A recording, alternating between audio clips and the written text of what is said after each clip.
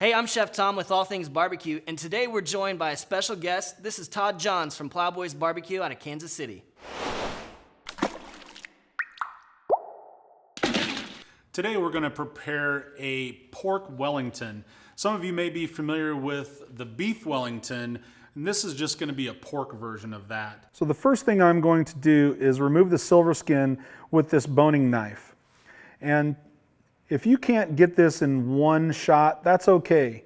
Take your time. Everyone's skills vary when it comes to knives. But what I'm doing here is I'm just taking my knife right under this silver skin. This is connective tissue that would connect this muscle maybe to another muscle or to a piece of bone. So it's very, very tough. And it will not break down when we cook it. So no matter how we prepare this, without removing the silver skin, you're going to have this very, very tough sinew that you just aren't going to be able to chew. So we remove that. We are going to grill this first, but before we do that, we need to cut out the center, which is called the Chateaubriand if you're talking about a beef Wellington. It's the center of the tenderloin. So we're going to cut out our pork Chateaubriand from this pork tenderloin. We'll then season it and put it on the grill. So again, we're cutting the Chateaubriand, or the center of this pork tenderloin. So here is our Chateaubriand, and we're going to season that today with our Plowboys Yardbird rub. So this rub was created for chicken, as it says on the label, but it was made for pork. We're going to season all the way around.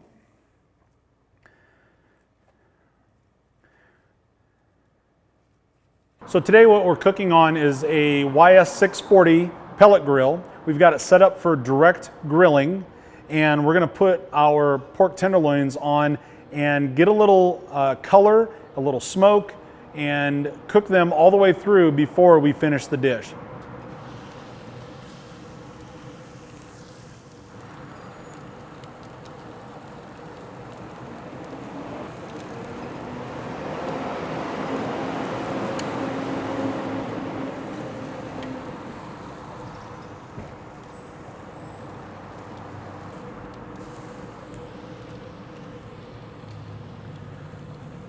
So at this point, I'm feeling good about the color and the char that I've got going on the outside. I don't want to overdo it, so I'm going to go ahead and move these over to our cooler spot.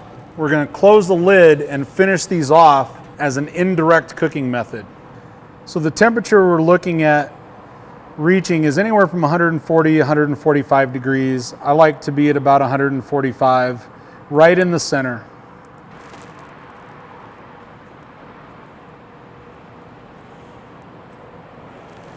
So our pork has come off the grill. We've let it cool a little bit. It can sit out on the counter as you're getting ready to prepare your puff pastry, or you can put it in the refrigerator to let it come down a little bit. I just temped ours, and it's about 120 degrees, so it's come down about 25 degrees. And the reason that I want it a little bit cool is because as I'm assembling the pork Wellington, I don't want to start melting and cooking that pastry before I even get it out to the grill. So let's talk about puff pastry. This is what you're looking for. You can find it in every grocery store in the frozen foods section. It's typically by the frozen pies, or maybe they may have frozen pie crusts. So wherever you're seeing the dessert section of your frozen foods aisle, that's where you're going to find this. So here's our pork Wellington. It's still a little warm, but it's cooled down a little bit. And I'm just going to wrap it. Very, very easy technique. I'm not going to use any butter. I'm not going to use anything to bind this, like water. It's going to bind itself pretty well.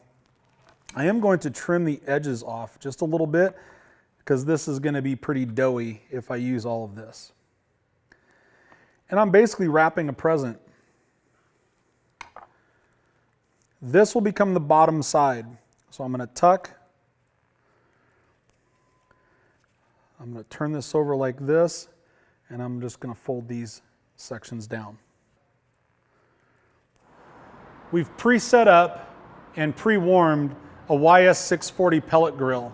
And in there we've got a pizza stone already nice and hot. If you put the pizza stone in as you're putting the pork Wellingtons in, the bottom of that puff pastry is still going to be doughy as the outside's done. So by pre-warming the pizza stone, you're ensured to get the quality product all the way through. So here we go. This thing is pre-warmed at about 350 to 370 degrees, and that's where we're going to cook at.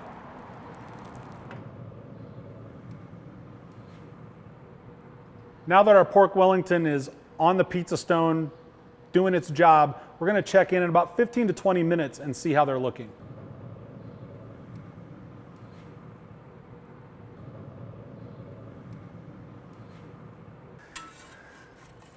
Oh yeah, these are going to be great.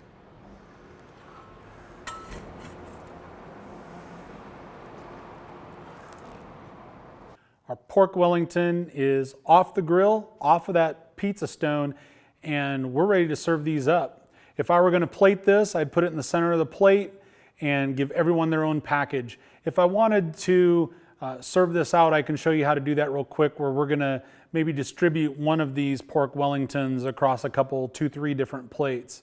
I'm just going to go right down the center here and show you what this looks like.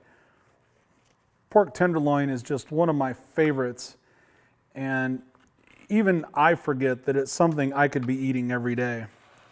But look at that beautiful pork inside of there. We've got it wrapped in our flaky puff pastry. And if I were to spread this across a couple of plates, I'm just going to cut it into medallions like so. Juicy, look at all the juices flowing out of there. Nice medium rare. So remember, pork tenderloin, very lean, very delicious, very affordable. Puff pastry, we cooked our pork over direct heat to sear it and cook it all the way through to about 145. Cooled it down a little bit, wrapped it in the puff pastry, and put it on the grill for about 15 to 20 minutes at about 350 to 375 degrees on that preheated pizza stone. And that's really the key to get it all cooked through and not have a doughy, soggy bottom to your pork Wellington. And to impress your friends, you can tell them that the centerpiece on the beef, but we'll use it for pork as well, is called the Chateaubriand, which is a French culinary term, so you can impress all your friends with that too. Thanks so much for watching, and a special thank you to Todd from Plowboys BBQ in Kansas City. If you guys enjoyed the video, please click the subscribe button. And if you have any questions, comments, or there's anything you'd like to see me cook, let me know in the comment section down below.